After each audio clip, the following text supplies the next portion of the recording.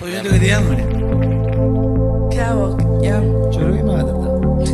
Ne Muratcan, neye mesele yanıydın sen? Tuğba. Tuğba. Niye mi oluyor Tuğba? Ullaka turba, o yerde oylar götürüm olada, ullaka turba. Şu olaymadan acıgayım yine.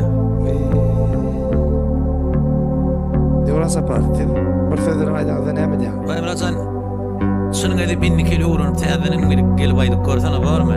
Rolalık cevap verenize, yok diyecek olanıza, bir gıvra da veredin.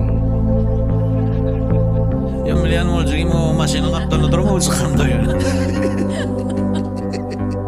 Numarda sen şu an 17 yaşında mı? 17 yaşında.